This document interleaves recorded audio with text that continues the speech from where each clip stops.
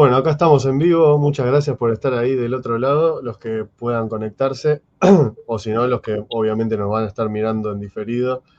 Muchas gracias por estar ahí. Sé que es un día bastante complicado, porque entre el partido de Argentina y la gente que sale a putear o a celebrar que Cristina fue condenada, bueno, hay varios argumentos por los cuales pueden estar haciendo otra cosa, pero no importa. Al menos vamos a dejar este testimonio de un debate que hace tiempo quería tener con un gran invitado que es digamos, un amigo de la casa que de alguna manera coincide con la propuesta que tengo desde el canal y de este proyecto de Somos Occidente. Y que también tiene su proyecto, que es el de Filosofía Urgente, que los invito a seguir su página, que también tiene posteos y directos en Instagram al respecto, de todo tipo de temas de filosofía y que tiene obviamente una mirada bastante cercana y muy coincidente con la nuestra. Así que te agradezco, Santiago Baglione, por estar acá del otro lado. Bueno, muchas gracias, Lucas. Gracias por la invitación y un placer estar en tu canal. No, el placer es mío. Hoy vamos a tratar un tema que, bueno, honestamente nunca creí que lo iba a tratar en un directo. Este es digamos, vamos a tratar varias cosas de ébola en general, ¿no? Pero vamos a centrarnos en el libro que se llama El hombre como potencia, que lo tenemos acá. Esta sería la recopilación de textos de ébola en debate con Guénon para introducir el libro, y luego toda una serie de reflexiones en torno a la filosofía moderna, sobre todo el idealismo germánico, en relación con la metafísica del Tantra.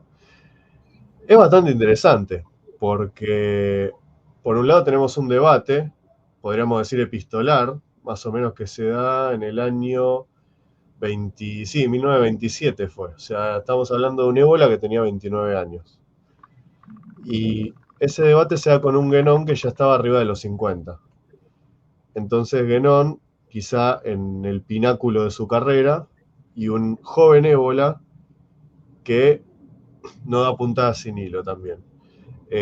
Ahí ya se empieza a conectar gente. Muchas gracias por estar ahí. Por favor, cualquier cosa, dejen sus comentarios abajo, preguntas o inquietudes que le vamos a ir respondiendo. Pero quiero saber cómo te encontraste vos con este libro cuando lo leíste. Bueno, en primer lugar, porque me lo recomendaste vos, yo no lo conocía.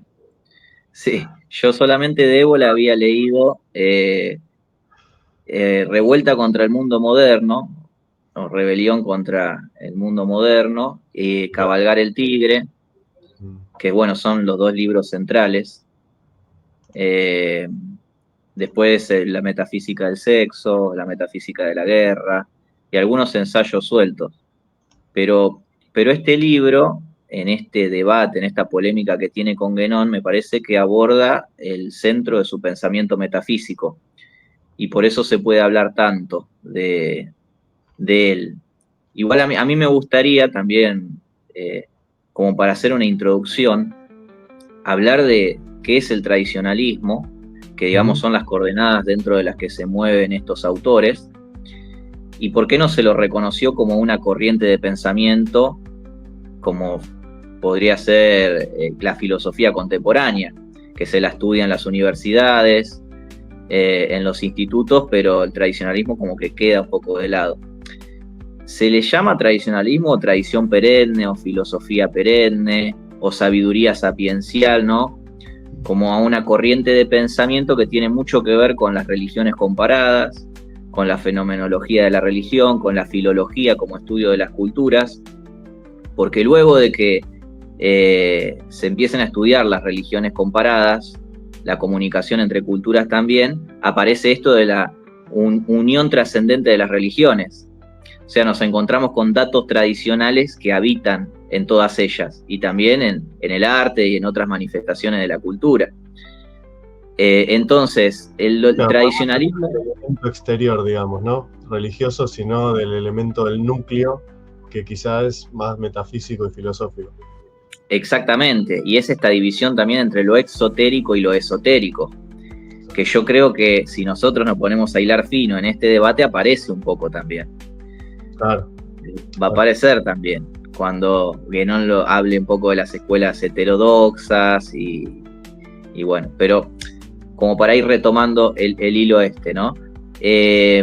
A partir de la modernidad surge lo que es una forma de racionalismo analítico, crítico. Luego de las revoluciones científicas de Copérnico, de Galileo, se cae la física aristotélica, la revolución industrial francesa, la aparición de los estados-nación, lo que luego va a ser el capitalismo, las ideologías, bueno, todo lo que va a venir después, se construye sobre un símil del pensamiento científico, luego una matematización del mundo, y eso va a ser un problema.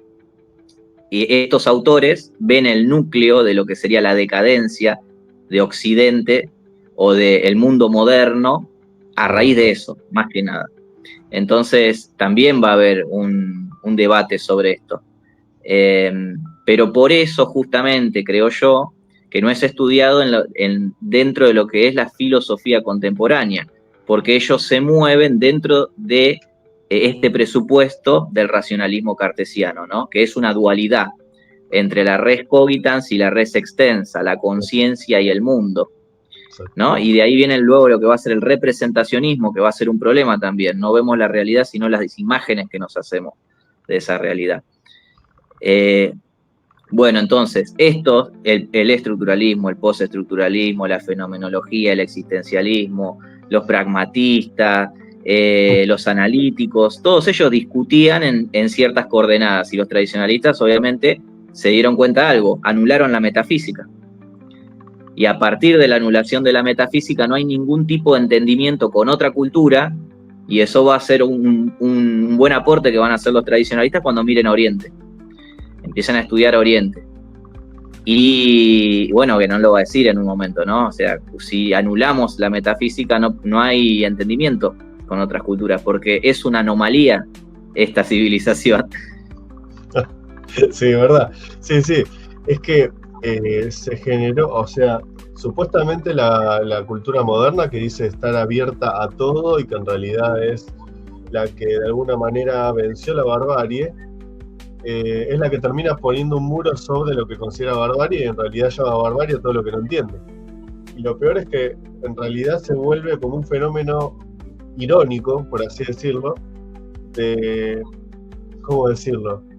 De brutalidad con título. O sea, de ser un bruto con un título universitario, al fin y al cabo, de ser moderno.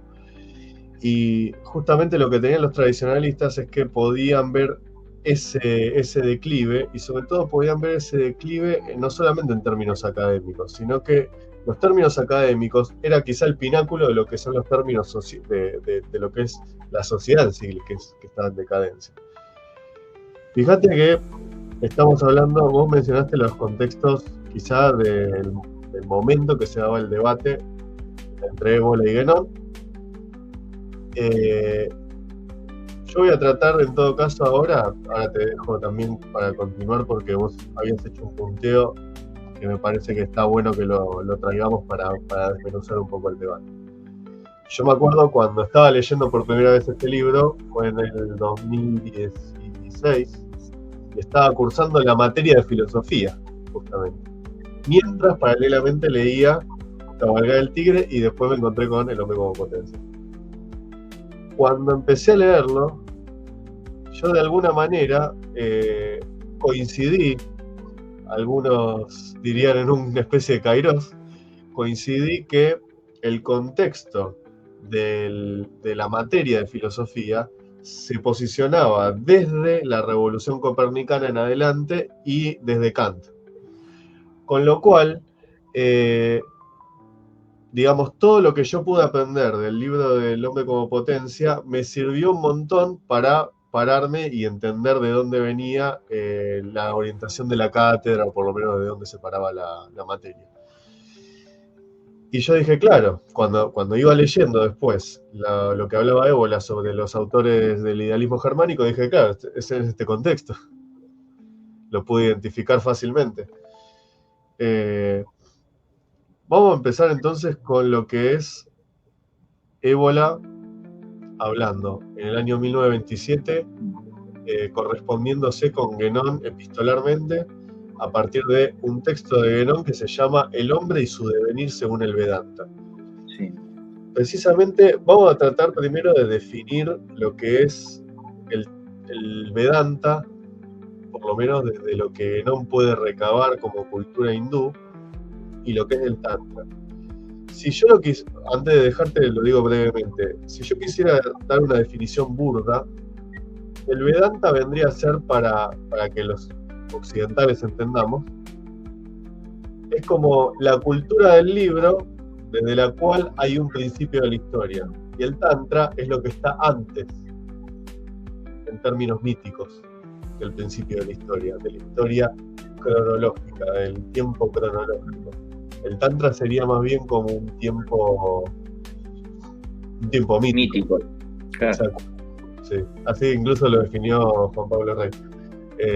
Pero bueno, comenzando con el argumento, empieza Ébola diciéndole a Guénon que Guénon tiene algunas cosas por aclarar. Por ejemplo, a qué se refiere, o sea, qué es lo que defiende del Vedanta, y en todo caso, cuando defiende el Vedanta, ¿qué define Guénon como una posición tradicional? Si es a partir de encontrar verdad en ella, o si Guénon, por el contrario, cae en el equívoco de definir algo como verdadero porque le parece tradicional. Bueno, esas son algunas de las cosas que planteé.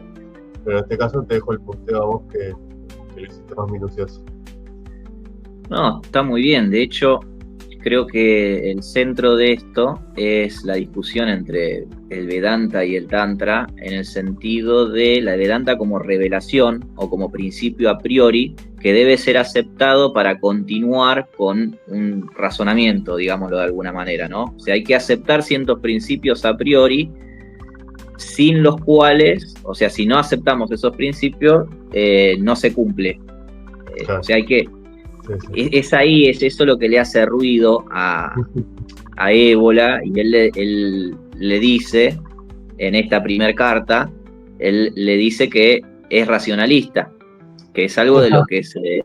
Claro, que Guénon también critica, Guénon critica duramente el racionalismo moderno.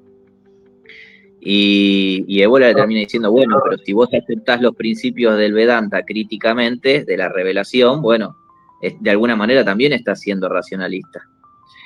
Sí, bueno, estaría bueno, él empieza diciendo, Guénon, cuando hablamos del tradicionalismo, cuando mira Oriente, Guénon termina aceptando Oriente, de hecho él se convierte, ¿no? Al Islam. Al Islam, claro. Sí, sí. Y de ahí él, en la crisis del mundo moderno y en Oriente y Occidente, afirma que el reservorio de la tradición se encuentra en Oriente, que Occidente debe mirar a Oriente si quiere volver a conectar con esos principios tradicionales, o de hecho, como se ha desligado, se ha desentendido de esos principios tradicionales, en Oriente ha quedado ese reservorio. Y de ahí es que, bueno, él se haya convertido en un orientalista. Pero dice Guénon, creo que el primer conflicto es este. Es una defensa que hace Guénon, que hace Ébola de Occidente frente a este orientalismo, ¿no? Dentro de lo que es también la tradición, que estamos hablando de una metafísica, se acepta una metafísica. Pero dice, si nosotros afirmamos que si Oriente representa una realidad espiritual, dice Ébola, de la misma manera esto sucede también con el Occidente, que por lo tanto se trata de términos diferentes y al mismo tiempo positivos por igual, susceptibles en todo caso de una síntesis, pero no de una chata reducción de uno al otro. Una síntesis, claro. Una cosa que queda. Claro, porque de hecho él lo ve como algo positivo también, el espíritu que ha nacido también de Occidente, ¿no? Creo que incluso se comienza, cuando le responde Guénon, en la primera carta, le comienza diciendo que ya Ébola nos había criticado por lo que nosotros dijimos de la ciencia occidental, cuando hace esta distinción entre ciencia tradicional y ciencia profana o ciencia moderna, ¿no? Ciencia tradicional como aquella que está orientada hacia un principio, un origen y un principio superior, como puede ser la ciencia antigua, lo que era observable, antes de que se vuelva abstracta, antes de que se vuelva pura matemática, estaba relacionada con un origen metafísico. O sea, la física de Aristóteles empezaba desde la metafísica. De hecho, de ahí es que, bueno, va a decir, bueno, la ciencia moderna occidental se ha vuelto completamente empírica, experimental. Incluso se ha hecho con residuos de ciencias pasadas, dice, ¿no? De otra ciencia. Claro. Entonces, esa defensa, Ébola siente la necesidad de defender de alguna manera también este espíritu de la innovación, de la técnica, del individuo, frente a este argumento que planteaba Guénon, basado en el Vedanta también, de que la realidad es solamente un ensombrecimiento, una copia, una sombra degradada de lo que sería un plano trascendente o superior. Claro, tal cual. Sí, aparte, justamente un poco ese empirismo que vos me estás mencionando de lo que es la ciencia moderna, y que inclusive la ciencia tradicional, como se la plantea parte de la observación, es interesante porque ese empirismo moderno es cierto que tiene sus ecos en el pasado, porque precisamente tradiciones como la que Ébola menciona, como el Tantra, que son obviamente orientales, pero de alguna manera se relacionan con lo que yace en lo occidental como potencia, precisamente, ¿no? Como potencia, es esa cuestión de la observación, pero aparte de la experiencia directa, lo cual para Ébola es un auténtico espíritu científico. Pero justamente hay que ir a una experiencia directa que justamente sortee lo abstracto. Sí, es importante la vivencia.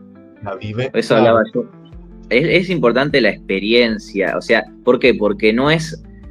Mirá cuando ambos criticaban al racionalismo. El racionalismo es pura especulación. Claro, sí, porque parte de la idea y siguen la idea. Y siguen la idea. En cambio, estos principios son intelectuales, en el sentido de un intelecto superior. Esto está muy interesante cuando hablan de la... que dice, si no hace... Bueno, no, para tratar de seguir, no adelantarnos, ¿no? Pero la división del yo entre el sí mismo y el yo mundano, puramente empírico, biográfico, fenomenológico, ¿no? Y el sí mismo, que es aquel yo superior intelectual que está conectado con aquellos principios superiores. El yo del deber, no del querer. Entonces, ese yo solamente se puede experimentar, no se puede comunicar.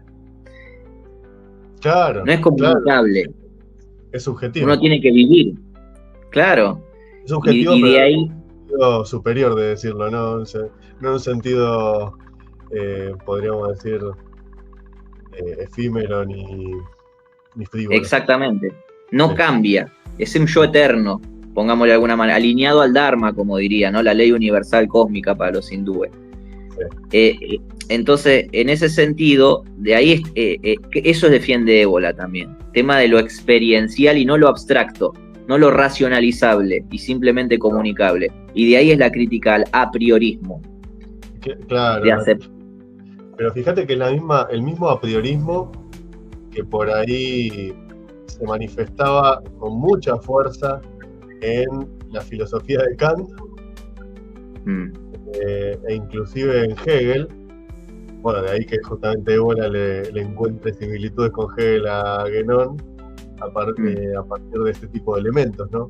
Este tipo de elementos apriorísticos, racionalistas, que hablaban de una cosa en sí que determina lo que es la libertad y al individuo. O sea, que tratan de alguna manera de subordinar al individuo y sobre todo de anular todo atisbo de libertad y de voluntad como potencia. Como potencia creadora de realidad y capaz de modificar lo existente. Tal cual, vos fíjate que estábamos hablando antes de empezar este directo, cuando hablábamos de que hay cierto paralelismo que se puede encontrar también en Ébola y en Guénon y también en Platón y Aristóteles. De hecho, Aristóteles es el alumno de Platón. Claro. Si uno se pone a leer a leer la metafísica también. Acá lo tengo. Este me lo regaló mi profesor de filosofía y yo empecé a subrayar todo, porque yo no subrayaba los libros. Siempre me gustó leer de chico, pero como que era una cosa sagrada, como era algo que, el misterio tremendo y fascinante, como diría Rudolf Otto, ¿no? Entonces, ahora que tengo varias copias, ya los puedo subrayar. Y este del hombre como potencia, que me recomendaste vos, bueno, de paso me lo imprimí, lo anillé y ya lo puedo subrayar, la pude subrayar todo. Bueno, Me imprimí varios. Acá, fíjate. Claro. No sé si se ve el lápiz, Claro. pero sí. Lo que hacía era doblar las puntas de las páginas nomás, pero hasta me daba cosa profanarlo, digamos, al libro, ¿no? Pero dije, bueno, ¿no? Hay que... No, eso no, eso es lo único que no hago, pero... Sí, pero lo empecé a subrayar todo. Y en el primer capítulo ya demuestra Aristóteles que él parte de los principios o de las categorías que ya le había enseñado su maestro, que era Platón. Por ejemplo, el del bien, él dice, todo se dirige hacia el bien. Y eso ya, cuando él hablaba de Platón del sumo bien, del sol, ¿no? Como que iluminaba todas las cosas. Pero sin embargo, Aristóteles le discute a Platón el esencialismo.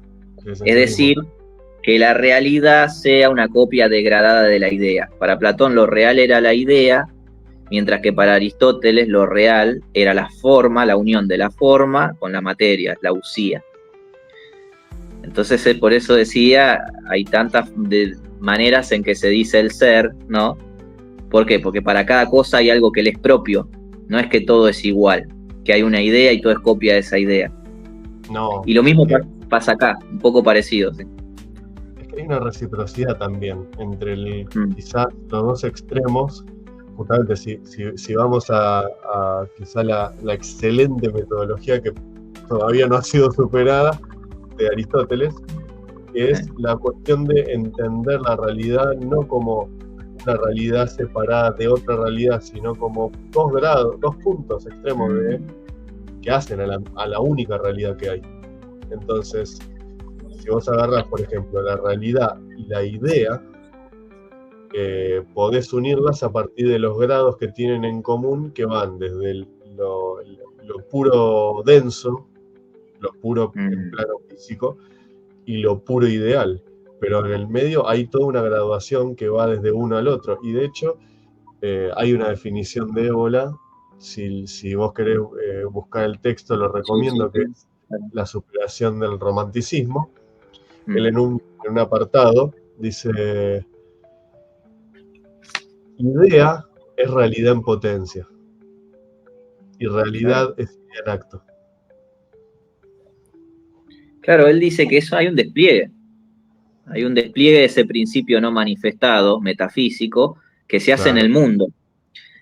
Mirá, acá lo traigo porque recientemente me compré los diarios de Heidegger, los cuadernos negros. Son 4 tomos. Y él dice, no solamente el principio, el origen y la trascendencia, sino hacer del mundo mundo. Y recién ahí se puede dejar lugar a los dioses, dice después. Pero hay que hacer del mundo mundo. Entonces ese despliegue es en el mundo, se hace en lo manifestado y se realiza lo divino acá, a través de la obra, de la vía de la acción, ¿no? Sí, exactamente. Tiene que ver con vivir, o sea, que la experiencia sea concreta, no abstracta, no como una especie de elucubración mental, ni tampoco como una especulación constante de lo que va a venir. O sea, la realización tiene que ser acá. Y eso inclusive lo podemos mencionar del texto de ébola. Hay varios lugares, varios pasajes, pero por ejemplo, si yo busco... Claro, bueno, vamos a lo más importante, ¿no? Cuando dice...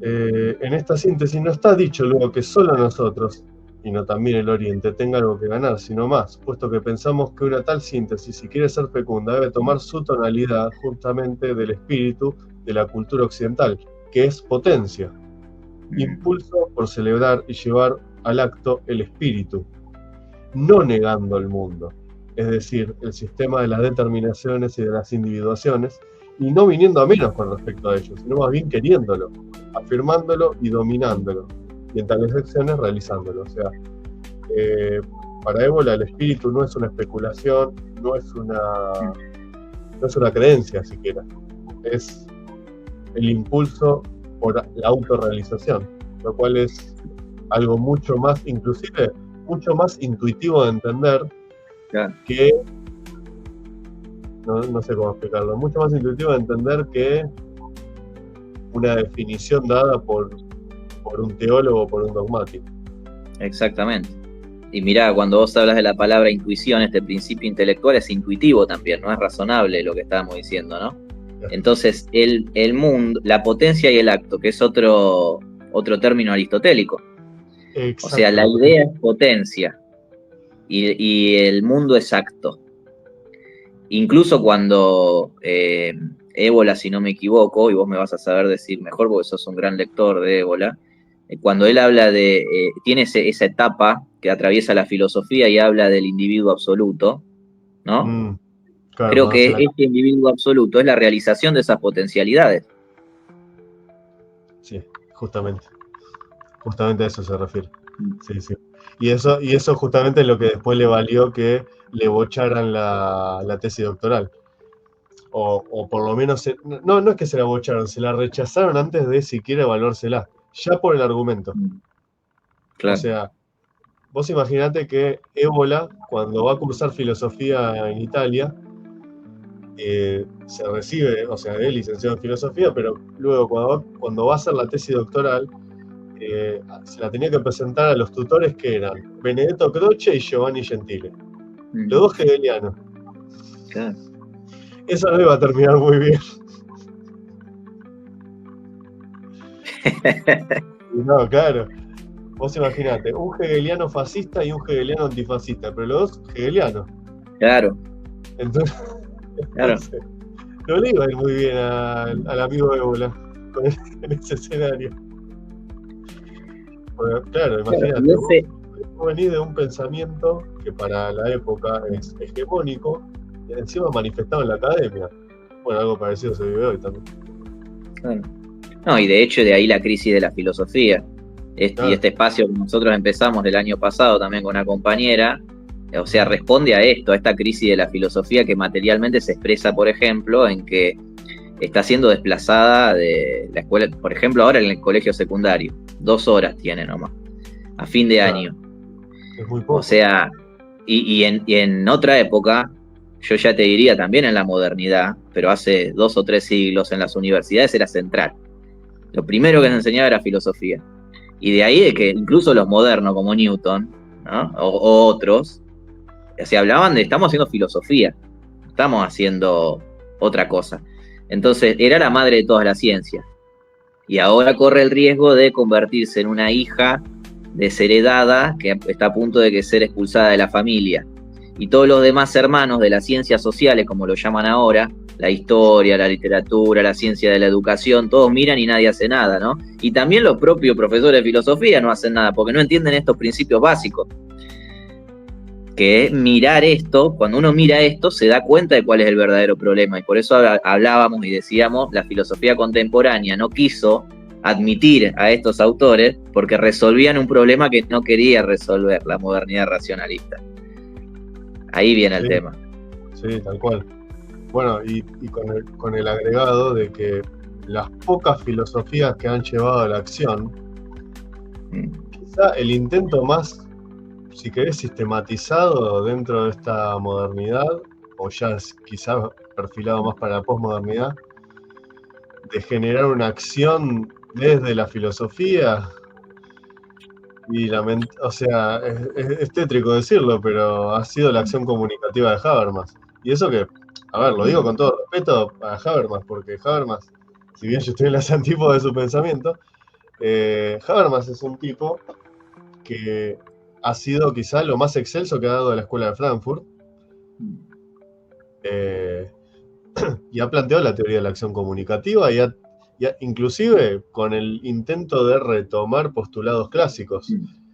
Pero obviamente está todo supeditado a lo que es el tono de la modernidad, E inclusive lo que termina lamentablemente cayendo es en ese infantilismo filosófico de creer que la comunicación tiene que ser un lugar donde todos somos iguales y donde el debate público genera la ortodoxa en contra de la mera opinión de la doxa.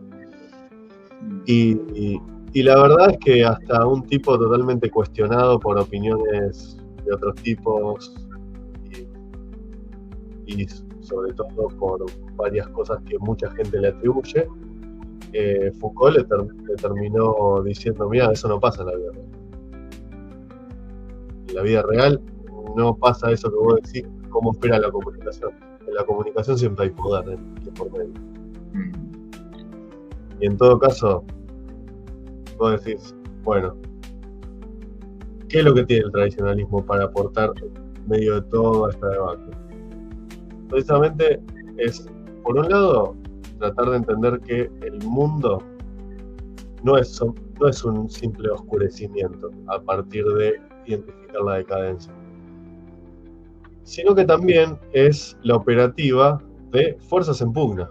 Ahí es cuando Évola dice, la dualidad no está mal si en vez de ponerla como una realidad antagonizando otra realidad, es como dos puntos dentro de la misma realidad que te permiten entender el dinamismo de la misma. Que es, en todo caso, Évola siempre habla de la lucha de principios, ¿no? La tradición y la modernidad, pero no diciendo que hay una época tradicional y una época moderna, sino que Évola inclusive lo entendía como que en toda época están las dos fuerzas confrontando, que en todo caso una va a tener más primacía en un momento y la otra fuerza en otro momento. Sí, de hecho él dice, hay hombres en la modernidad que son hombres de la tradición, que son aquellos que se ponen de pie en un mundo en ruinas, tienen que hacerse cargo de sí mismos. Ahí eso siempre está en Évola, la voluntad, el dominio, esto de la voluntad de poder también, que saca de Nietzsche, ¿no? O sea, gran lector de Nietzsche. En la creación de la destrucción surge luego una creación. No es que es el fin, no es que el nihilismo es el fin, es un nihilismo activo, como diría Nietzsche también. Un paso hacia algo más. Que esto lo habían visto muy bien, bueno, hace un rato también lo estábamos hablando, ¿no? Vos mencionaste el budismo, pero también estaba en la alquimia de la Edad Media, ¿no? Sí. Esto del nigredo, albedo y rubedo, disolución, ¿no? Purificación y luego creación. Sí. Entonces, ¿cómo? Solve et coagula. Solve et coagula. Es algo, una noción que estuvo siempre muy presente. Lo que pasa es que, claro, o sea, se empezaron a crear estas contradicciones. Vos fijate que la modernidad pone en oposición todo lo que es complementario, ¿viste? Sí. Y hasta ahora nos peleamos por sexo, por si hombres, mujeres y ese tipo de cosas. O sea, todo lo que es complementario pone en oposición para crear discordia. Pero la discordia es solamente un paso también. O sea, Évola dice, no es el fin, sino que es el principio de algo nuevo. Y es un despliegue, que ahí es donde entra luego el Tantra también, contra el Vedanta, que dice que es frente al apriorismo y el aceptar ciertos principios a priori, que son estáticos, una energía estática, se le opone el dinamismo, que es el despliegue de esta energía estática.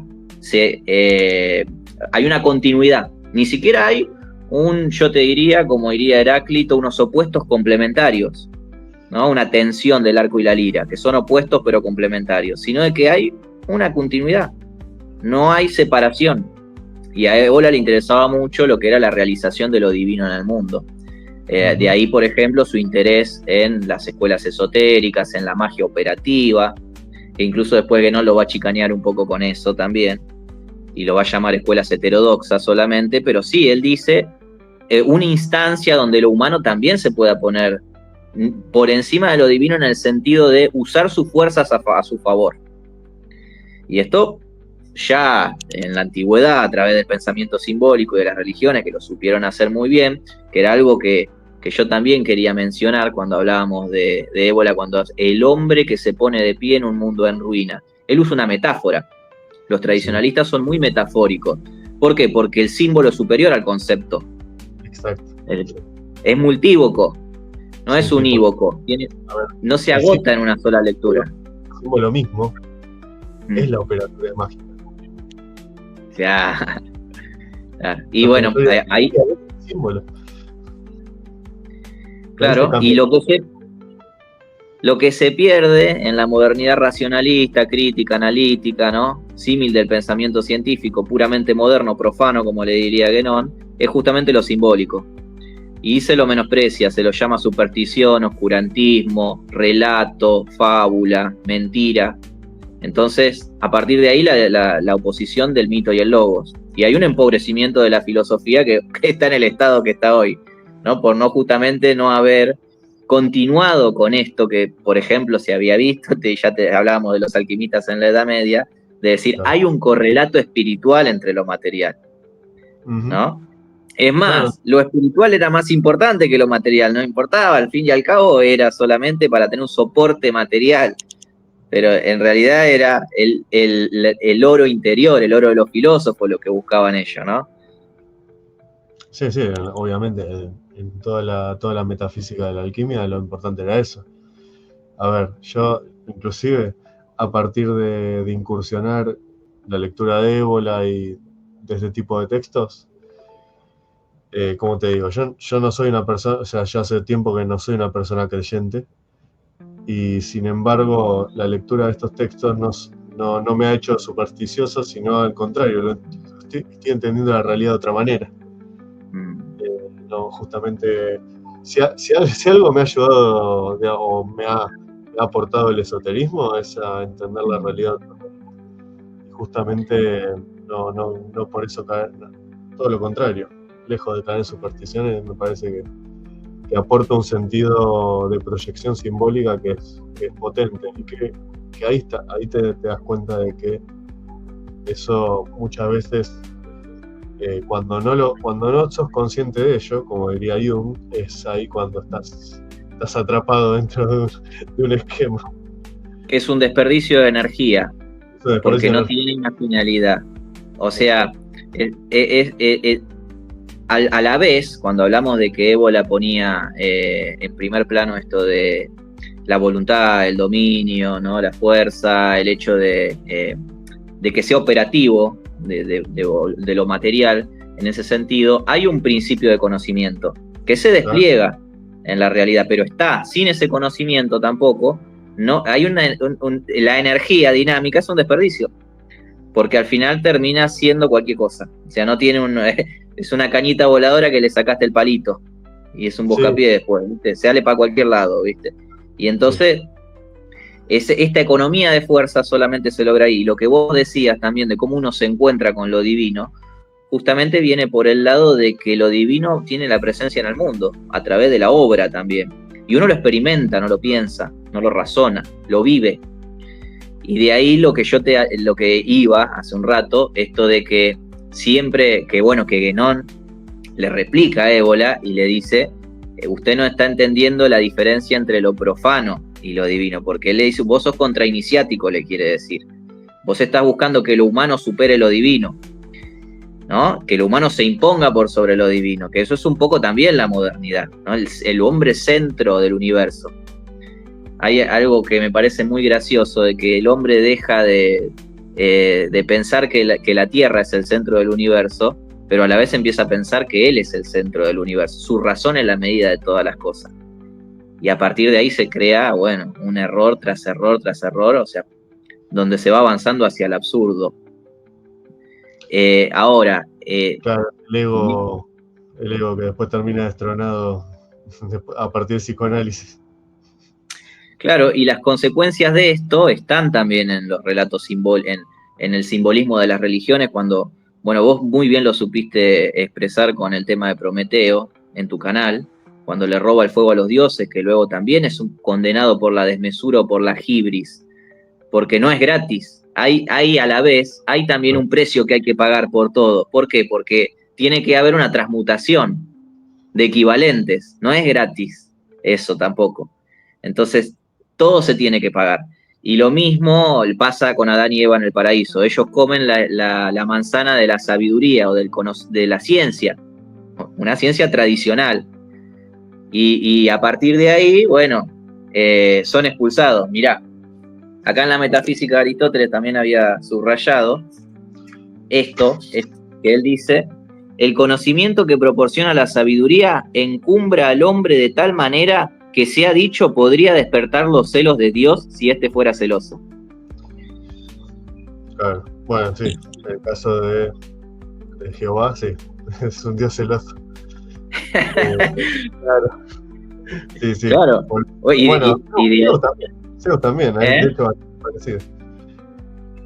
Pero siempre está esto del hombre desafiando a los dioses y que es de alguna manera puesto en su lugar o condenado. Bueno, pero hay una lectura, yo lo veo no como una lectura fatalista, sino de una lectura también de esto de equivalencia, que te digo también, ¿no? De que todo se paga de alguna manera también. Entonces, está en Aristófanes también en el banquete que dice que el hombre es dividido por Zeus, con su rayo, cuando en realidad era hombre y mujer, estaban unidos.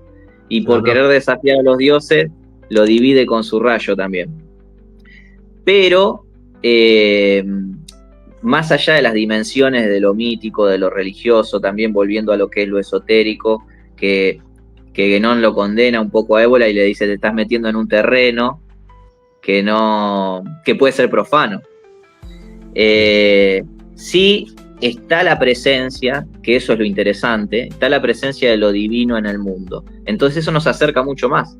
No es que hay una autodeterminación absoluta, hay un conocimiento previo, pero se realiza acá, ¿no? No es una autopercepción, autodeterminación absoluta.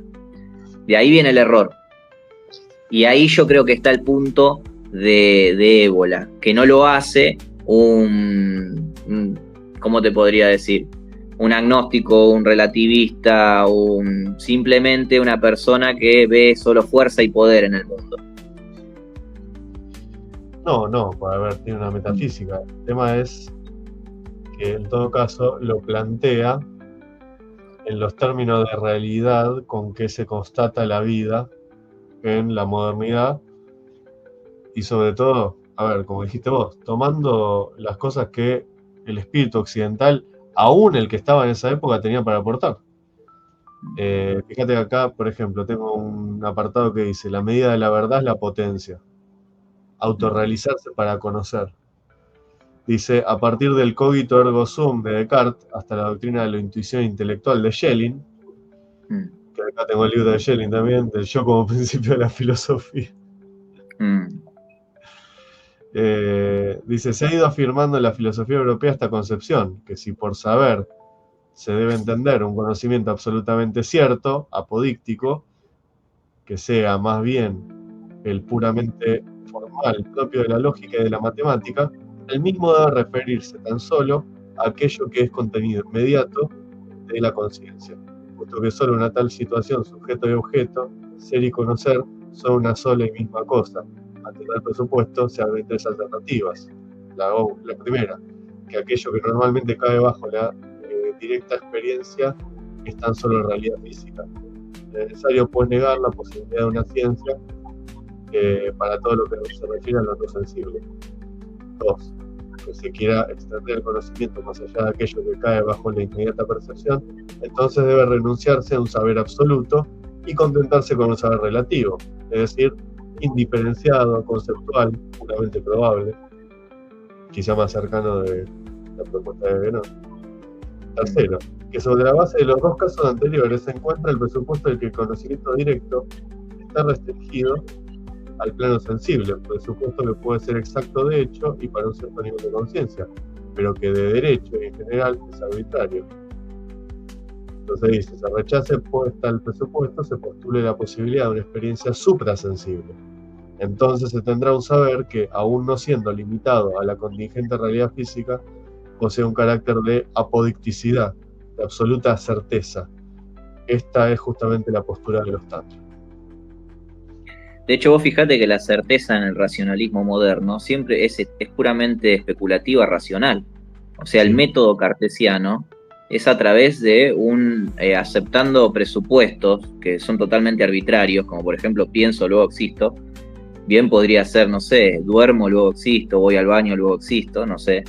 Pero bueno, él pone eso y encima toma también de presupuesto el lenguaje. O sea, hay un montón de lugares o sea, y él para eso pone ese método para decir, bueno, desconfío absolutamente todo lo que pueda, dudo de todo lo que pueda dudar. Es decir, todo lo que escribieron anteriores a mí están equivocados.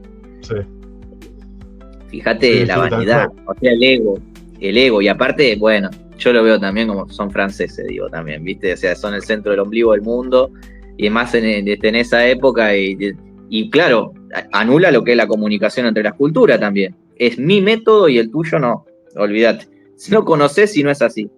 Y encima desconfío de mis sentidos, que yo creo que en este plano es lo más importante, porque es la experiencia, que es sensorial, que es intuitiva, que es simbólica.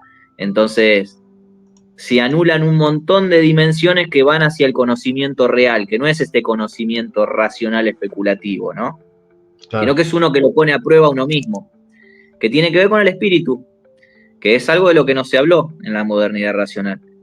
Que está, por ejemplo, acá, mira, Bhagavad Gita, el manual del guerrero espiritual de los hindúes. O sea, de acá habla absolutamente todo esto. La acción es superior a la inacción. Claro. Entonces, en ese sentido, tanto como en el Tantra, que lo veía acá Ébola en este despliegue de Shiva en Shakti. Shiva Shakti, sí. Es uno de estos libros dentro de lo que es las doctrinas hindúes del Mahabharata, que pone el énfasis en eso. Y esta polémica, este debate es muy interesante por eso,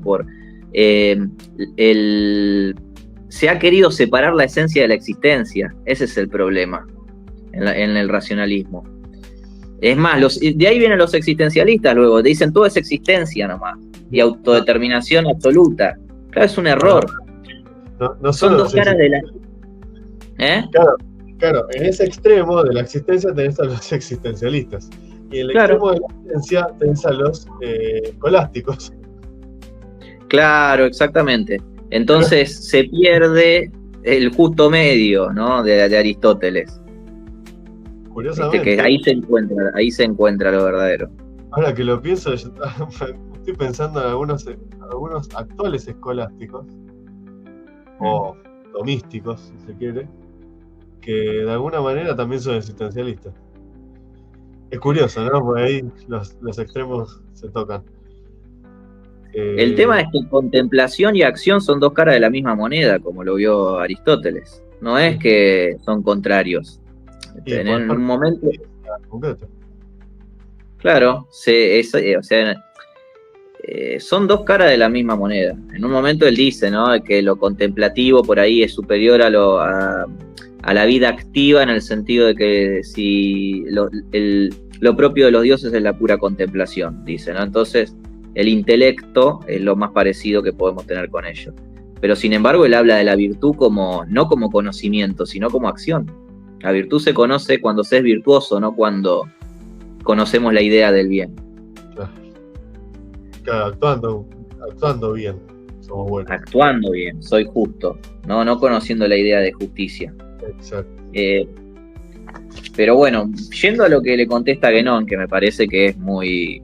A ver, vamos a poner los puntos más fuertes, ¿no? Dice, él le dice, Ébola pone en oposición al Tantra y el Vedanta, no hay tal oposición, dice. El Vedanta no tiene... y acusa al Vedanta de racionalista, dice. El Vedanta no tiene nada en común con un sistema filosófico, dice cualquiera, y nosotros hemos muchas veces hecho observar que las etiquetas occidentales no podrían en manera alguna ser aplicadas a las doctrinas metafísicas de Oriente. Bueno, ahí tiene un punto. Ese es cierto, que es, por ejemplo, también la incomunicación que existe con la antigüedad. Fíjate ya lo que decíamos de Descartes, ¿no? Como dice, a partir de mí podemos llegar a una certeza absoluta. Antes es toda superstición. Entonces, lo que era la ciencia antigua en Occidente, que era observable, que era metafísica también, que tenía un origen, que pensaba, no como en la modernidad que la ciencia no piensa, como decía Heidegger. Tenía sentido, sabía su razón de ser. Entonces dice, no se le pueden aplicar categorías como racionalistas a lo que sería el Vedanta. Lo mismo de esta incompatibilidad entre Tantra y Vedanta, que yo creo que habría que seguir estudiando para ver si, pero sí está el punto de Ébola que dice, ante la pura contemplación y ante el samsara al que se condena al hombre a vivir en una existencia degradada, oscurecida, donde solamente lo único que tiene es que aprender en este mundo para poder vivir luego en otro plano, ¿no? En sucesivas reencarnaciones para luego poder vivir en otro plano, le oponemos este principio también del individuo, de la potencia, que tiene otro deber en este mundo, no solamente la contemplación y el aprendizaje. Pero bueno, yo creo que ese es el argumento quizás más fuerte que tiene Guénon, porque después se va un poco hacia lo que es la chicana, le dice que se equivocó, porque en un momento le dice, si nosotros no aceptamos, le dice Ébola, que contemplación y acción son complementarias, que son una en realidad, tampoco sirve la división entre el yo y el sí mismo, que sería un yo biográfico egoico contra el yo espiritual. Entonces esa división no sirve si nosotros no admitimos que existe una unidad entre contemplación y acción y decimos que este mundo solamente es una degradación. Y él le termina diciendo, Guénon, como que se equivocó, que él dijo mí por sí, o sea, solamente un tema semántico. Y me parece, bueno, que tiene esto, se quedan superficialidades. Después como que no quiere ir a los argumentos profundos, que se va a ver también después cuando le conteste Ébola en la tercera carta, y luego después no va a haber réplica de Guénon. Claro, sí, por ejemplo, dice, una de las cosas que Ébola le dice, resaltamos tan solo que Guénon no ha contestado a nuestra cuestión fundamental, que si él acepta como verdadera una doctrina por el simple hecho de que es tradicional, o bien si es posible juzgar el valor tradicional de la misma en relación a la verdad de su doctrina. Es decir, vos elegís una doctrina y la considerás verdadera porque parece tradicional, o si por el contrario, vos juzgás a una doctrina tradicional porque encontrás verdad en ella. Claro, o sea, lo primero con lo que arranca respondiéndole Ébola es, definimos como racionalista a aquel que cree en leyes existentes por sí misma y en principios que son aquellos que son, dice, de manera irrebatible. Y a quien comprende el mundo como algo en lo cual todo aquello que es contingencia, tensión, oscuridad, arbitrio, indeterminación no tiene lugar alguno, ¿no? Sí. O sea, ahí es muy específico en ese sentido, no es que le está aplicando solamente categorías occidentales, porque también una cosa es el racionalismo de los griegos, de Sócrates, de Platón o de Aristóteles, y otra cosa es el moderno, que no tiene absolutamente nada que ver. Exacto. E incluso, digo yo, no es solamente el de Descartes, porque él en realidad lo que quiere hacer a fin de cuentas es demostrar la existencia de Dios. O sea, todo ese método va dirigido a demostrar la existencia de Dios. Con un principio me parece interesante también, que él dice que si no tuviésemos el hecho de tener esa idea en nosotros significa de que esa dimensión tiene que existir. Y ahí Guénon, yo creo que lo trata en algún momento, porque se me hace un eco también en lo que dice Guénon, de que lo superior no puede venir de lo inferior, lo más no puede venir de lo menos. El caos, el orden no puede venir del caos, ¿no? Del caos sale más caos, en todo caso.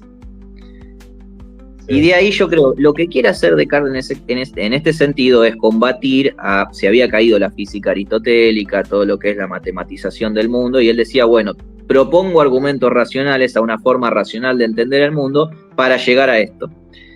Pero en todo caso, bueno, ese método termina siendo, todo lo que viene después, termina siendo esto que vemos hoy. Que bien supieron ver los tradicionalistas, y yo creo que su punto más fuerte es la crítica a la modernidad en un sentido real, digamos, todas las consecuencias que hubo a partir de esta forma de pensamiento. Sí, sí, totalmente. Yo creo que en todo caso, eh, el punto más fuerte que puede haber tenido Guénon, que vos lo mencionaste como aquello, digamos, como aquello que no queda claro realmente si el Tantra y el Vedanta son antitéticos, o en todo caso, si el Tantra realmente solo tiene la vía de la contemplación. Bueno, debe haber como consecuencia una cantidad bastante alta de siglos de dominio Vedanta en la India. Digamos, la India, después de tantos siglos de dominio de la casta brahmánica, en la cual se han hecho, son brahmanes barra vaisas, son empresarios, y todo lo manejan desde el código binario, todo lo manejan desde lo dual, desde ese binarismo, podríamos decir abstracto incluso. La India es una gran villa miseria. Entonces, creo que también un argumento se expresa a partir de su materialización y su realidad concreta. Sí, Que el supongo hecho, muchos que han visto en eso, por ejemplo, un relajamiento también, ¿no? De decir, bueno, nos limitamos a la contemplación y con una OM se acaba todo. no, O sea, es ese es el la problema. pura interiorización de lo espiritual.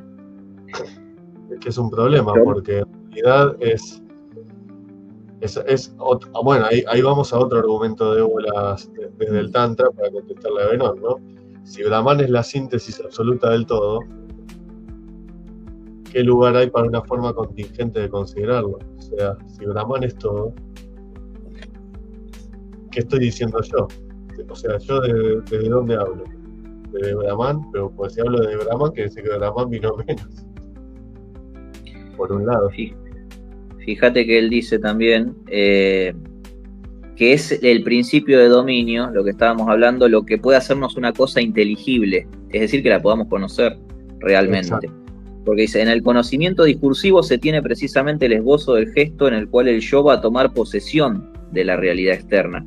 Es decir, a través del concepto se puede dominar todo aquello que define idealmente una cosa, es decir, aquello que técnicamente se domina la esencia.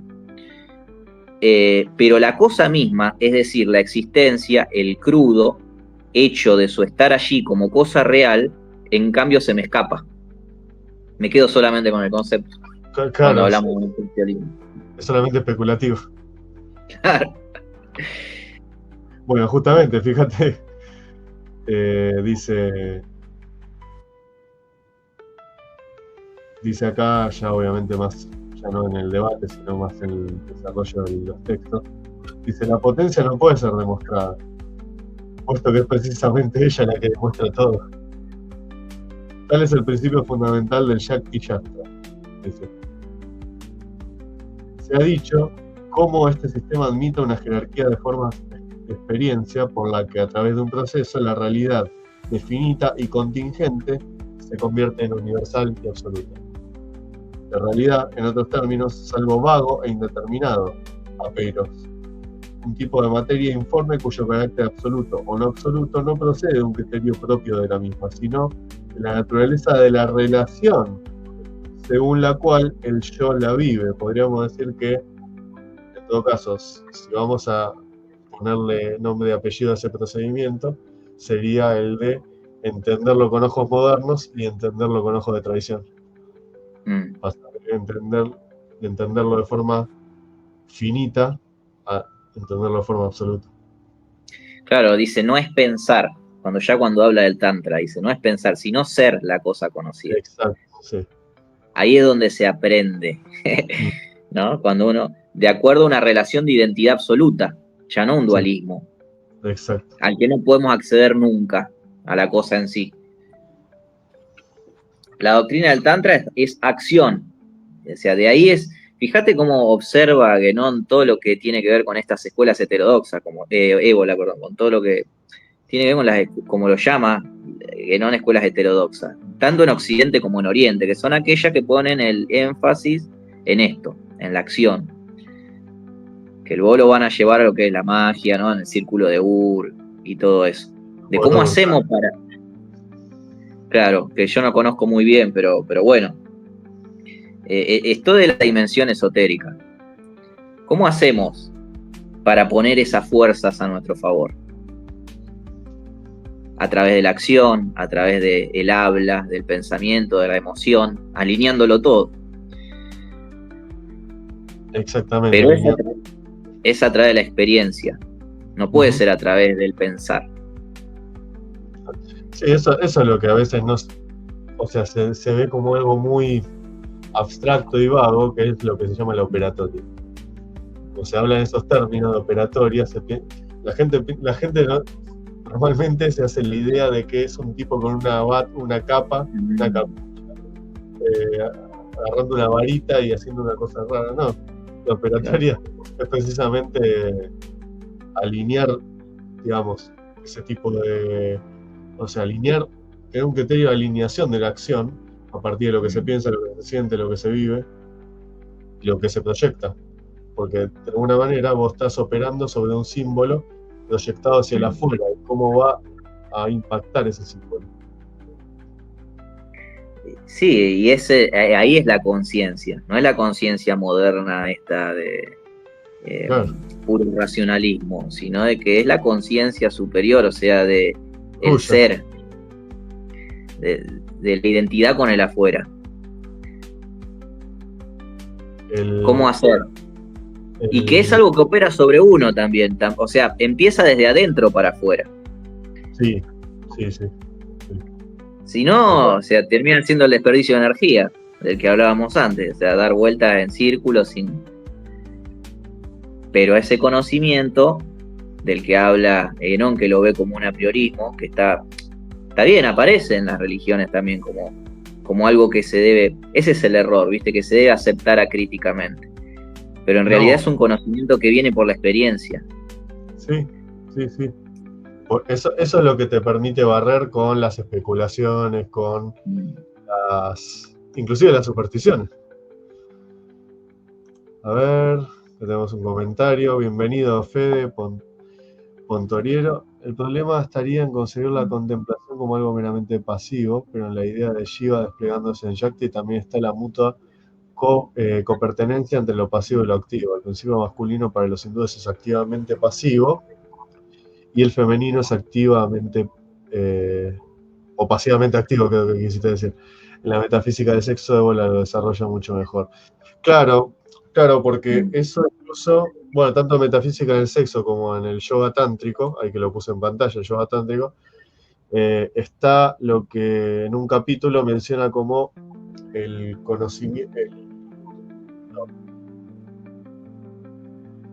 el conocimiento iluminador y el poder operante, que es precisamente cuando, arribado el lugar del sujeto de varón y de mujer en los individuos de la pareja, podríamos decir, se arriba luego a la inversión de los roles arquetípicos del varón y de la mujer. ¿En qué sentido?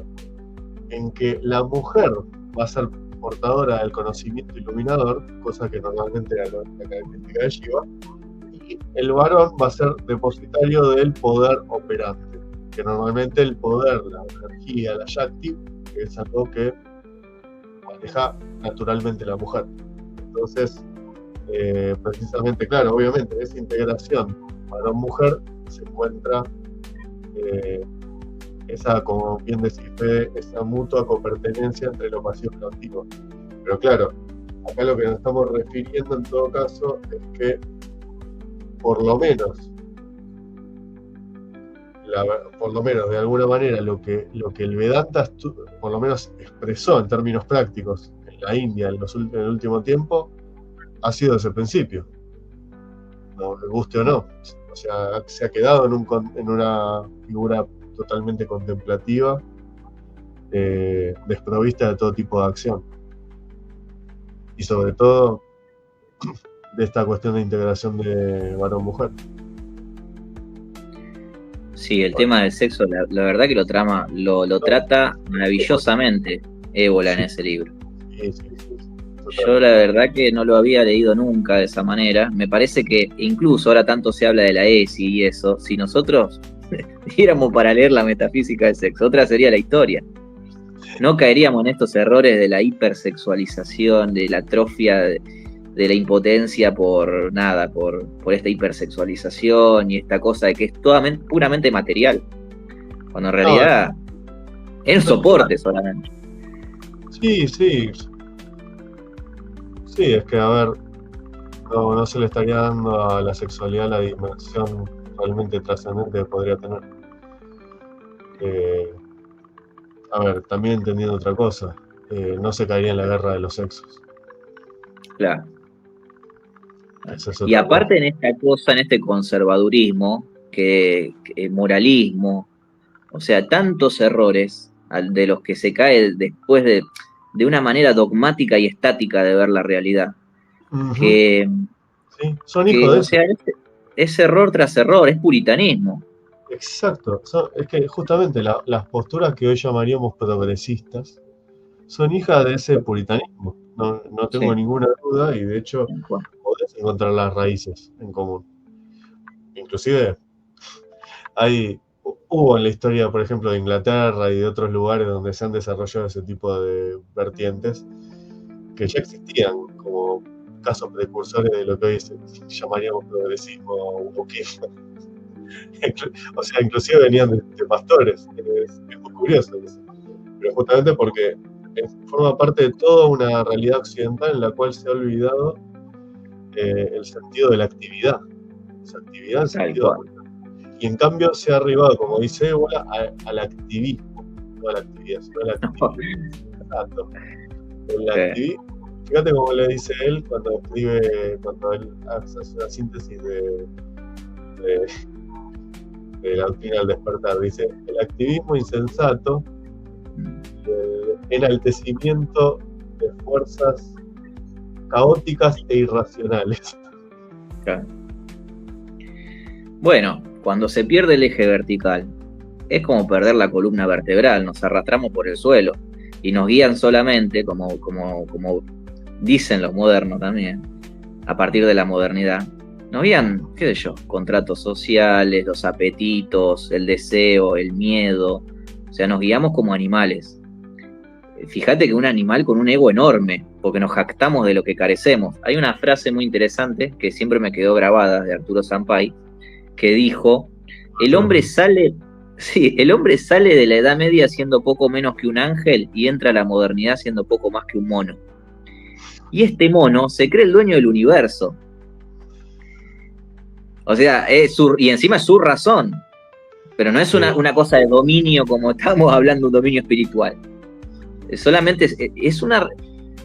Yo no sé, yo veo una sumatoria de error tras error, como decíamos, esto de la estaticidad que termina volviéndose puritanismo, termina sí, volviéndose conservadurismo, y nos termina atando a categorías, a prejuicios, a cosas que incluso llevan a esta estaticidad de los roles de género, por ejemplo, de que cada uno tiene que cumplir, ¿no? Porque sí. ese es el mandato, y esa es el a priori. Y se termina reemplazando un mandato por otro, al fin y al cabo. Eso es lo más interesante. Y termina Por- siendo la eterna venganza. y claro, la eterna venganza. Bueno, fíjate que si uno ve tanto la metafísica del sexo como cabalgar el tigre, uno encuentra todo menos un pensamiento conservador. Mm. O sea, inclusive cabalgar el tigre es, de alguna manera, ¿cómo puedo explicar? Es interesante cabalgar el tigre porque al mismo tiempo que toca temáticas que podrían ser de la esfera que tendría que resolver cada uno en su vida, también son cuestiones que hacen a la época y sobre todo a lo que era en ese momento el movimiento de la contracultura, que Habla terminó, de los beats, de la generación beat, le llama la generación quemada. la generación quemada, pero fíjate que eso es, es una PSYOP, o sea, es una operación de guerra psicológica.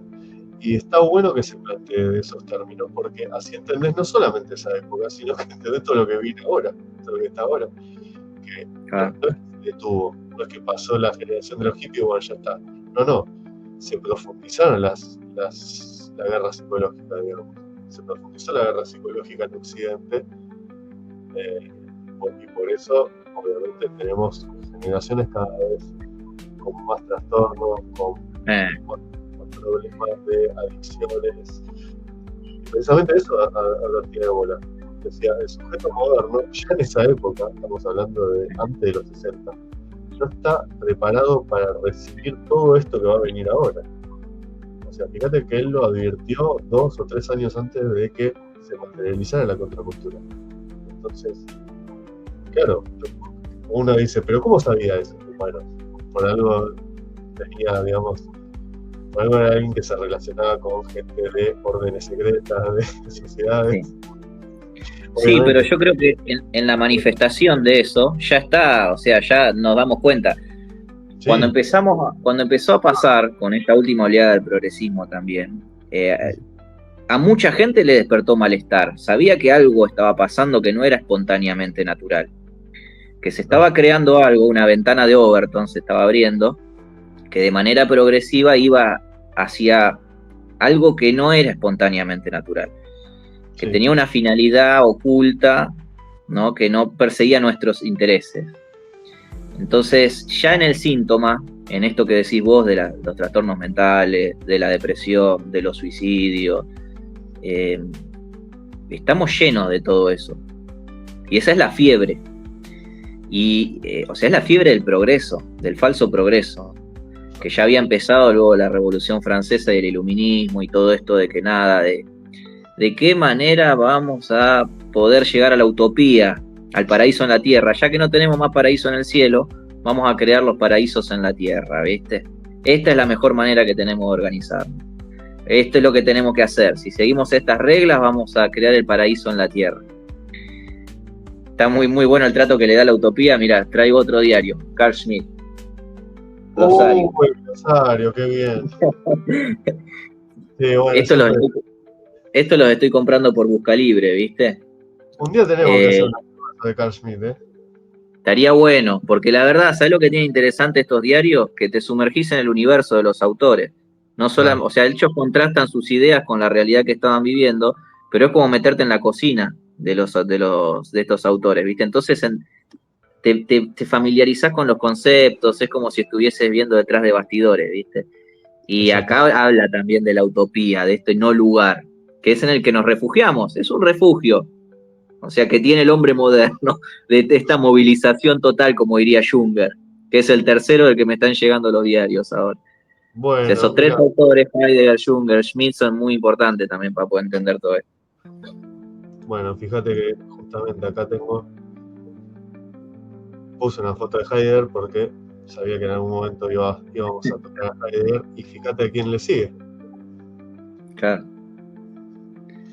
Junger hay que tocarlo sí o sí, porque de alguna manera es el que dio en el clavo con la cuestión de decir, quienes se niegan a aceptar el desafío de la tecnología pertenecen a la raza de los vencidos. Esa frase a mí me sacudió, en el sentido de o sea, si yo alguna vez podía haber tenido algún atisbo de postura ludita conservadora, se me terminó yendo a partir de esa frase, como que me sacudió para bien, y ahí empecé a entender, claro, uno tiene que entender que lo que opera en esta época es esa fuerza titánica que es la técnica, que es en sí, si vamos al origen, es el laberinto de Occidente, es decir, Occidente que crea la técnica, que esa técnica es la técnica que hace posible lo que se llaman las artes, porque es tecné. Tecné significaba artes. Arte, claro, era arte. Claro, era un arte. Fíjate, pero si no volvemos a ese conocimiento, es imposible. Por eso está bueno volver a esta noción de ciencia tradicional, de por qué la ciencia, para qué. Esto de la diferencia entre la actividad o lo activo y el activismo, que no sabe ni por qué ni para qué el activismo, es puro desperdicio de energía y capricho. Al final siempre termina siendo un capricho sin sentido, que termina creando crisis y todo esto que te digo, viste, que decíamos acerca de la salud mental también. Lo que tiene, Junger, que ve la historia como un constante, el hombre caminando entre dioses y titanes. Esa lectura me ayudó mucho también para entender lo que pasa, el nacimiento de la filosofía, de los griegos, el debate entre Sócrates y los sofistas, todo lo que viene después, ¿no? Épocas de dioses y épocas de titanes. Y dice, la técnica al final de todo, ¿no? Es solamente el ropaje de los titanes, ¿viste? No hay que darle tanta importancia. Hay que cabalgar el tigre, como dice Ébola, ¿viste? No romper eso. Que yo creo que incluso en Oriente se hizo muy bien. Yo a veces veo, no sé, los fines de año cuando ponen los drones, esto con los dragones, y digo, fíjate, ¿ves? Es cabalgar el tigre. Se usan la fuerza a su favor. Y la técnica tiene una potencialidad enorme, tremenda, que nosotros tenemos que llevarla a ese lugar. Y no dejar que otros la lleven hacia intereses que no son los nuestros. Total. Es que justamente me parece que Occidente, el error que ha tenido en la modernidad es que de alguna manera ha regalado lo que es suyo. Es decir, esta técnica la ha regalado sin ninguna consecuencia favorable para ellos, para nosotros. La hemos regalado. Y hoy en día tenemos ciertos lugares de Oriente que la han tomado, algunos para reafirmarse en sí mismos, lo cual está perfecto e incluso es admirable, como puede ser en alguna medida Japón, y en algunos casos puede ser una amenaza para Occidente. Claro. Como es el fundamentalismo. Entonces, y a mí me parece triste ya ver cómo gente de Occidente termina reivindicando el fundamentalismo creyendo que la tradición es eso. Sí, yo creo que hay algo. El gran problema que tuvo Occidente es el del materialismo, ¿viste? El de pensar que todo es de. Esta desconexión de la tradición nos terminó llevando a una encrucijada. Y por eso justamente no utilizamos estas potencialidades a nuestro favor. Entonces, ahí creo que viene el problema. Yo creo que hay un despertar de alguna manera. Ya no es ese falso progreso del estado de bienestar, sino de que hay una crisis y un malestar generalizado que de algún lado va a llevar eso. Y esta revitalización de autores como Ébola, como Guénon, como Junger, como Heidegger, leídos de una manera ya como crítica hacia la modernidad, impugnación total y absoluta y rechazo absoluto a todo eso, creo que va por ahí el tema, ¿viste? Y para poder volver a conectarnos con nuestra historia y volver a comunicarnos entre las culturas. Porque si no podemos entender, si no tenemos esto lo dijo Guénon también, ¿no? Si Occidente no vuelve a lo tradicional, no va a haber comunicación posible. Y es lo que decía Vico, que así se disolvían las sociedades. Que acá lo traigo a Vico, que a mí me interesa mucho ese autor también. Es un autor que hay que leer, porque es el que plantea la otra modernidad. No la cartesiana, ¿no? De que luego lleva al materialismo y todo eso, sino de que él le hablaba de la edad de los dioses, de los héroes y de los hombres. La edad de los hombres, la más alejada del espíritu, ¿no? O sea, la racional, la más racionalista y todo eso, donde ya las religiones ya no tienen importancia, donde lo mítico se desprecia, donde apela solamente el concepto, termina llevando a la disolución. Dice que la única manera de rectificación es que capaz que, creo que habla en un momento de un monarca y darle facultades extraordinarias, o si no, son conquistados por naciones mejores, por naciones civilizadas, en el sentido de tradicionales, porque la civilización no es lo material, en todo caso. Obviamente que en lo político influye mucho, ahí lo traigo a Maquiavelo también, la guerra no se gana con dinero, sino con hierro. Ujú. Pero las condiciones reales, materiales, políticas influyen mucho, pero en realidad lo civilizacional es lo tradicional. Es, Sí, es lo total. que le llamaba la barbarie, es lo que se llamó en el siglo XIX la barbarie. Sí, sí, a ver, ese planteo de Vico respecto de lo que queda es un poco lo de Donoso. Sí, lo de Donoso Cortés, por ejemplo, reivindicando la dictadura en el sentido de que, bueno, si la opción que queda hoy es el sistema republicano, porque la monarquía ha degradado su legitimidad, bueno, solo queda la dictadura, decía él.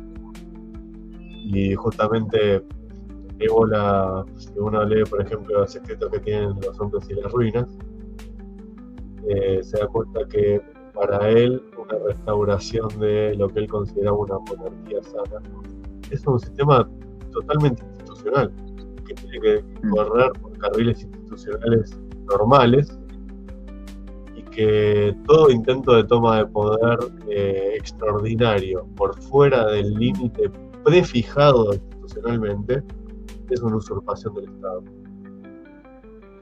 Es curioso porque justamente Ébola, inclusive hasta en términos políticos, trata también de huir a ese pensamiento como de callejón sin salida,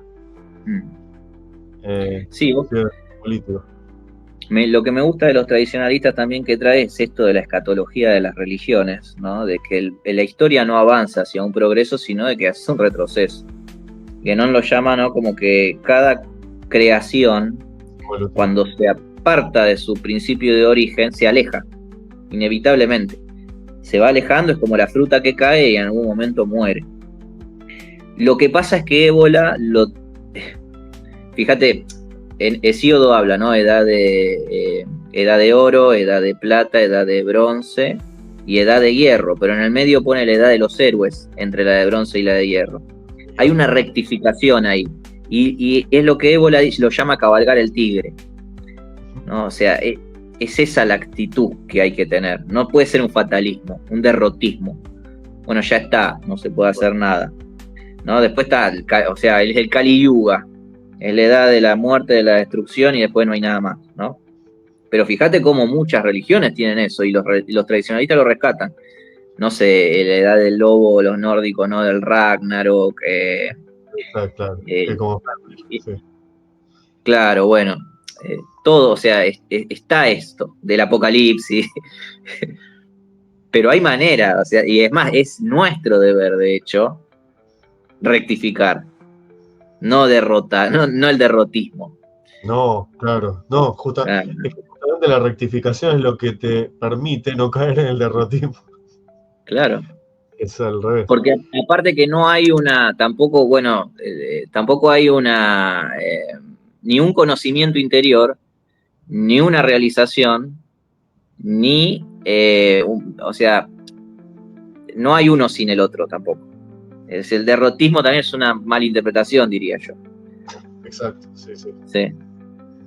Bueno, Pero sí es interesante como contraposición a este falso progreso. Por eso los tradicionalistas lo usaban mucho, de decir, bueno, el Kali Yuga, el apocalipsis, la edad de hierro. ¿Por qué? Porque no es el progreso, un progreso material. En todo caso, bueno, tiene que ser el espiritual, no hay otro. bueno, a ver, de alguna manera no deja de responder a la naturaleza, porque la ley de entropía es un poco la manifestación de la ley de entropía, pero a nivel de civilización. Fíjate, ahora, ese desafío de, vos mencionaste de Vico desde la otra modernidad, y mencionaste que precisamente en Oriente estaba bien abordado el tema de la modernidad, o en ciertos lugares estaba bien abordado, cosa que pudieron combinar la modernidad de ciertas formas nuevas, o cierto abrazar la tecnología, el progreso tecnológico, con renovar o revitalizar la tradición. Yo acá traigo algunas imágenes, por lo menos a modo de ilustración de lo que es el Japón post primer reforma Meiji, podríamos decir, ¿no? El Japón de los años 20 y 30, que precisamente es la época que ocurría esta discusión de Ébola con Genón. Como es contemporáneo, lo quise traer también acá porque también tiene que ver con este contexto. ¿Qué pasa? A partir de la dinastía Meiji, que Meiji significa iluminado en japonés, de hecho significa, a ver, es una dinastía que la fundan un grupo de jóvenes nacionalistas, imaginémonos. Una dinastía formada y una revolución nacional hecha por... Revolución que en realidad muchos le llaman restauración. Porque ¿qué se restaura? Se restaura los plenos poderes del emperador. Entonces fijémonos, como lo que llamaríamos una revolución en términos modernos, se da con la restauración de una institución súper tradicional como es el emperador. Y que a partir de esa se pudo concretar no solamente la modernización del Estado y la creación de un sistema económico mucho más competitivo, o sea, la inserción de Japón ante el escenario internacional, bueno, salir del aislacionismo. Y empieza a haber una serie de discusiones al interior del imperio. ¿Por qué? Porque empieza a haber algunos de la corte del emperador que decían hay que ir hacia una occidentalización total. Es decir, todas las costumbres occidentales hay que traer todas. Porque es la única forma de agarrar el tren del progreso, ¿no? Y después estaban otros que decían, desde la intelectualidad incluso, que decían no. Progreso técnico sí, pero nacionalismo cultural. Entonces surge lo que se llama la Escuela de Kioto. Y en esta Escuela de Kioto interviene un autor que me pareció súper interesante, que te lo recomiendo, que se llama Kitaro Nishida, que por ejemplo escribió uno que tengo acá, a ver, voy a sacar el blureo, pero tengo acá Indagación del Bien. ¿Qué es lo que se propone hacer Nishida? Bueno, en sí lo que se propone Nishida es, en primer lugar, aceptar el desafío de la modernidad. ¿Qué quiere decir? Bueno, quiere decir que estamos en una época de espiral o de mayor dinamismo, donde se perdió esa cuestión de lo que vos mencionabas de la estaticidad de las referencias, la estaticidad de considerar la realidad.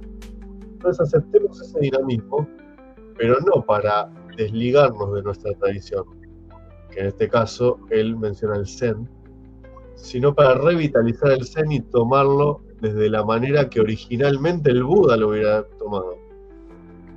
Entonces, él empieza a hablar de que, bueno, a ver, ¿en qué autores se apoya?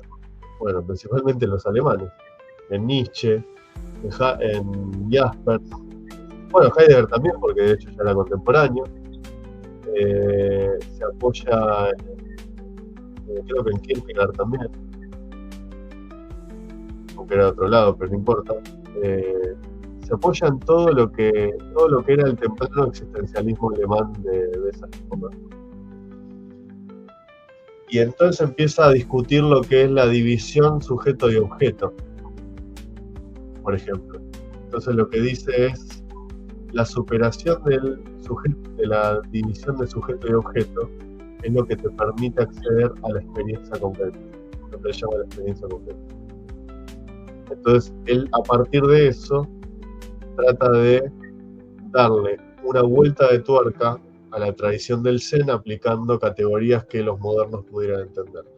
Y en ese contexto la escuela de Kioto trataba de revitalizar la cultura japonesa en un contexto que algunos buscaban occidentalizar el país completamente y él decía no, solamente aceptar lo que es la referencia a la tecnología, sí, pero la identidad no, es el momento justamente para intentar hacer una revitalización.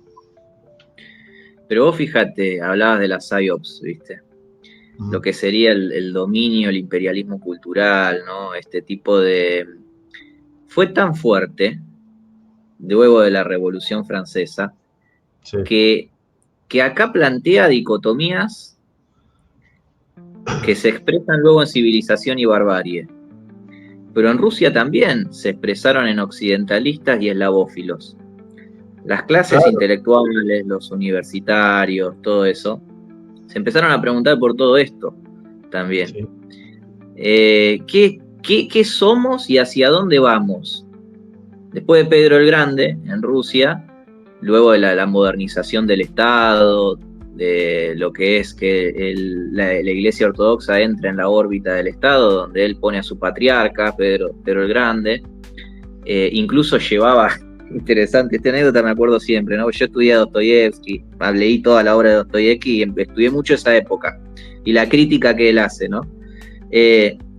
Pedro el Grande llevaba a su corte a Francia y a Europa a viajar, a tratar de conocer lo que era el fenómeno europeo, y les cortaba los caftanes, porque decía, o sea, los obligaba a que se vistan como los europeos.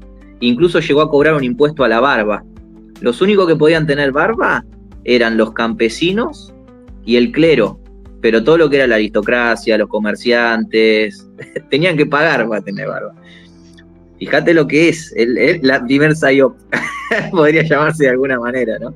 Claro, sí. Y el conflicto que lleva después, los conflictos sociales, porque acá, o sea, hay derramamiento de sangre. Luego Sí, eso va a llevar, que luego eso va a llevar a lo que, toda la obra de Dostoyevsky gira en torno a eso también, ¿no? Él incluso es condenado a muerte por participar de un círculo en su época, generación del 40, eran socialistas utópicos y liberales. Pero luego ya en la generación del 60 ya eran nihilistas y anarquistas.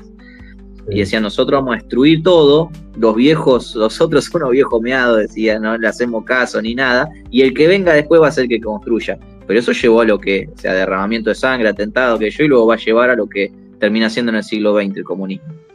Claro. ¿Qué tiene que tener necesariamente también vestirse con la blusa del campesino? Porque los universitarios en la ida al pueblo van, al principio los echan, y dice todo, el pibe no entienden nada.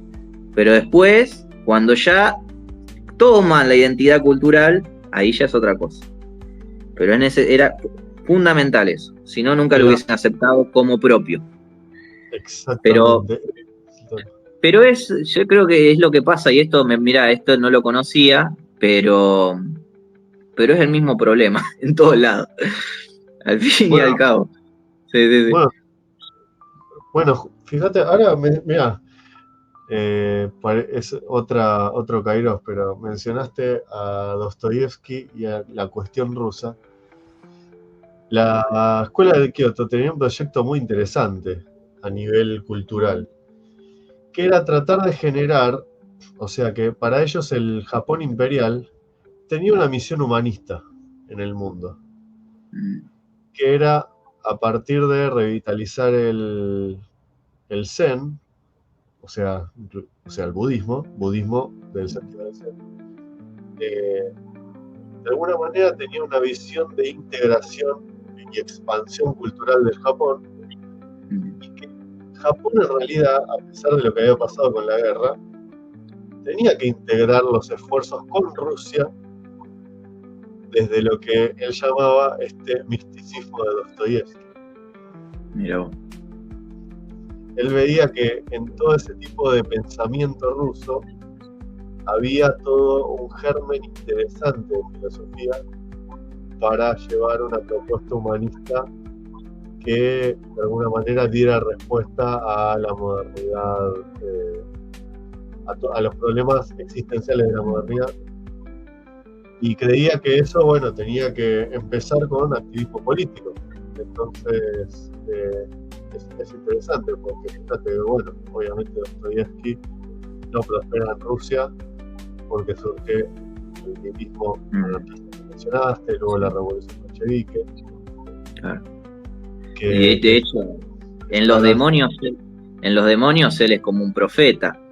Cuando muere él, lo llaman por el profeta. sí, En el último discurso en la inauguración del monumento a Pushkin, él cuenta en una carta también que le escribe a su mujer todo lo que fue, él ya estaba escribiendo a los hermanos Karamazov, y se muere después muy, muy poquito tiempo después. Y él ya era reconocido, una figura pública, y lo tratan como un profeta, porque él se ve venir lo que va a pasar, y dice, esto nos va a costar millones de vidas, dice, ¿viste? Porque es un orden inhumano, dice él, ¿viste? Donde se quiere someter al hombre, una explotación, ¿no? Donde se lo quiere someter, donde va a haber derramamiento de sangre, donde se va a perder la libertad, bueno. Pero él trata el tema del ateísmo, él trata el tema del nihilismo, del anarquismo, que se vive muy a flor de piel en Rusia. Y yo creo que lo aborda muy bien la novela Los demonios, que él saca de un caso real, de un estudiante que termina matando a otro, formaban parte de una célula terrorista, y termina haciendo que los compañeros maten a uno para hacer una especie de pacto de sangre, de silencio, como para que ninguno hable. Dice, este es delator, mátenlo. Después se termina escapando. Dostoyevsky toma ese caso, y él, en Diario de un escritor, que es un libro que se hace con todo lo que eran sus publicaciones periodísticas, él termina respondiéndole a uno que le había escrito de que eso era un caso aislado, que era un loquito suelto, que no sé qué. Y dice, no se equivoquen, porque nosotros, en la generación del 40, cuando formábamos parte del círculo de Petrashevsky, fuimos condenados a muerte. Y cuando fuimos al cadalso, cuando estábamos a punto de ser fusilados, ninguno se arrepintió de lo que hizo, y éramos todos estudiantes, bien instruidos, de buena familia. O sea que esto le puede pasar a cualquiera, decía. Y esto es un síntoma que es general, no es un loquito suelto. En Los demonios lo traté muy bien todo eso, ¿viste? Era una radiografía social. Era una radiografía social. Y bueno, Sí, ahí él tiene muchos... interesante. Esto de que decía de que Rusia te estaba destinada a dar una palabra de amor y paz para la unión de todos los pueblos del mundo, pero no una unión que anule las particularidades, sino de que cada pueblo tenía que ser el mismo. Eso, imagínate la clara que la tenía el tipo, lo que estaba viendo. Decían, nosotros no quieren cambiar, decía, pero nosotros no tenemos que cambiar a los demás. Claro. De acuerdo. Bueno, creo que podría ser un lindo pie para concluir. La verdad que me encantó la charla, y creo que por lo menos hemos dejado un lindo material para después ir desglosando, y bueno, incluso para después repetir este tipo de conversaciones en otro momento. Como te dije, podemos seguir hablando de Ébola o podemos hablar de Carl Schmitt, ya lo iremos viendo. Pero la verdad, Sí. Santiago, te agradezco muchísimo por haber estado, y de vuelta, recomiendo mucho que vayan a ver la página de Filosofía Urgente, que es la página de Santiago, muy buena, que también tiene entrevistas en directo en Instagram, que se tratan temas de todo tipo, obviamente relacionados mucho con estos temas que hacen a un pensamiento más bien disidente. Sí, o sea, paso el chivo ya que estamos, en Instagram filosofía.urgente. Ya estamos en TikTok. Abrí Twitch ahora, bueno, y me falta YouTube. YouTube queremos hacer ahora una charla pronto, todavía no tenemos la fecha confirmada, pero bueno, seguramente que en Instagram lo vamos a anunciar en un bar acá de mi ciudad. Nosotros somos en zona norte de Buenos Aires, y vamos a hablar también, ya que tratamos hoy el tradicionalismo, a partir del Renacimiento, Ficino, luego Vico, luego Ébola y Guénon, para tratar de hablar un poco esto de la comunicación entre las culturas, de las religiones, una etapa interesante, el Renacimiento también. Y bueno, tratar de tender puertas para ese lado, ¿viste? Yo también disfruté muchísimo la charla, te agradezco el espacio, la oportunidad, y también a disposición para lo próximo que sea. Dale, sí, perfecto, tenemos que volver a arreglar otro encuentro así. Gracias, Fede, hermosa charla, muchachos, buenísimo, me alegro, Fede, gracias por estar ahí. Y bueno, a los que estén viendo en diferido, que yo entro cada tanto a ver cómo van los directos que salen de acá de Twitch, y después la gente los ve. Así que bueno, si no se pudieron conectar ahora, lo van a ver después. Y bueno, desde ya les agradezco mucho por haber estado, y vamos a tratar de repetir más encuentros así de filosofía, porque de alguna manera yo también inauguré el canal de Twitch para hacer un poco más descontracturado de lo que es YouTube y el análisis geopolítico duro. Entonces también quise un poco dedicarle esta vertiente que nunca le había dedicado en directo, así que me estoy dando el gusto. Bueno, no, muchísimas gracias a vos, la verdad que un placer la charla. Y bueno, la próxima capaz que vayamos por Carl Schmitt también, que es Dale, un sí, autor que también, que es interesante abordar desde lo político. sí, el Carl Schmitt también lo he profundizado bastante. Tendría que hacer una selección, pero de ahí sí se puede sacar un montón de filosofía, sobre todo porque se tiene historia. Así que bueno, muchas gracias Santiago y bueno, gracias a Fede sobre todo que estuvo del otro lado y a los que estén viendo estos videos. Nos vemos en la próxima ocasión. Estén atentos a las redes.